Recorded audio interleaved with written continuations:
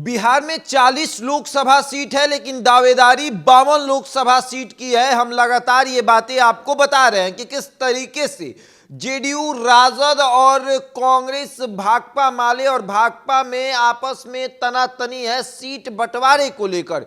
India गठबंधन यही कमजोर हो जा रहा है। जहां एक तरफ देखिए जेडीयू का लोकसभा सीट कौन कौन सा है आपको भी पता है। जेडीयू का लोकसभा सीट है बांका, सीतामढ़ी, भागलपुर, वाल्मीकि नगर, जहानाबाद, सुपौल, मधेपुरा, गोपालगंज, कटिहार, नालंदा, सिवान, काराकट, मुंगेर, झंझारपुर, पूर्णिया और गया।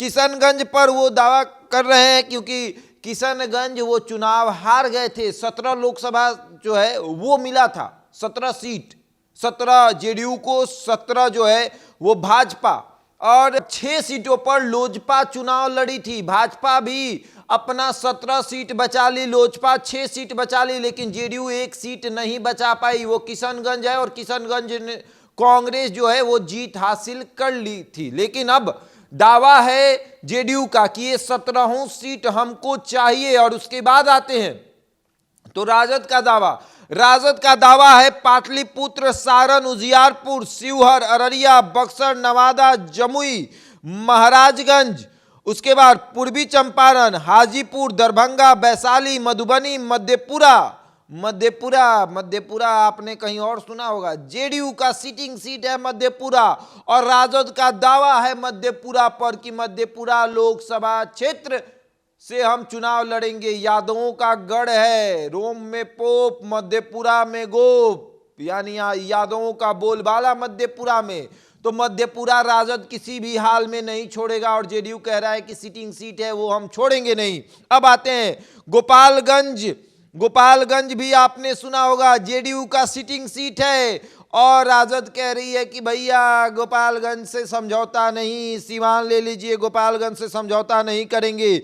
अब आइए भागलपुर भी जेडीयू का सिटिंग सीट है, और राजद कह रही है कि भैया इससे भी समझौता नहीं, ये भी हमको चाहिए। और उसके बाद भागलपुर है राजद की, और भी सीटों पर हम चुनाव लड़े थे, वो भी सीट हमको चाहिए। अब आते हैं कांग्रेस 10 सीटों की दावेदारी कर रही है। 10 सीट में किशनगंज जेडीयू से तकरार, कटिहार जेडीयू से तकरार, सुपौल जेडीयू से तकरार, पूर्णिया जेडीयू से तकरार, उसके बाद है समस्तीपुर, सासाराम, औरंगाबाद, मधुबनी आपको राजद से तकरार, और उसके बाद आपको है नवादा और बेतिया। इन सीटों पर कांग्रेस का दावा है। अब आते हैं भाकपा माले आरा, चलिए बढ़िया है, नहीं होगा किसी से तकरार। उसके बाद है सिवान, जेडीयू से तकरार। उसके बाद है आपको काराकाट, जेडीयू से तकरार। उसके बाद है जहानाबाद,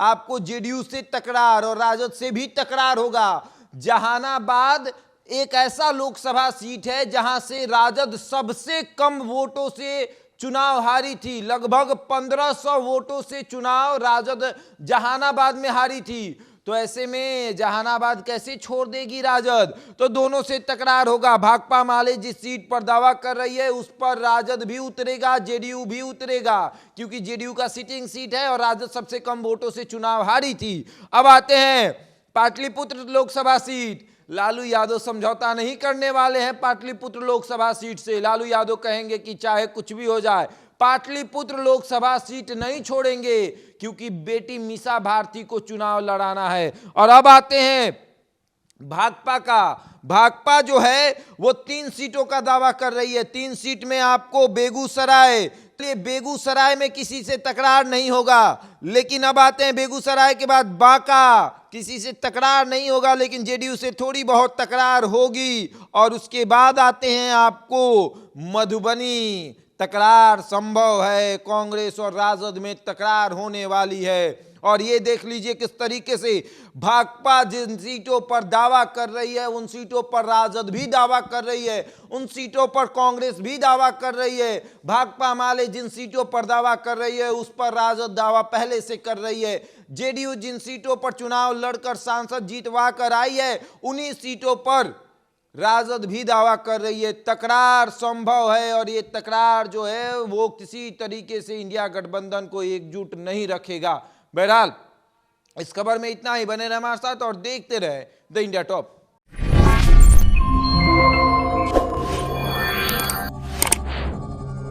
Yeah.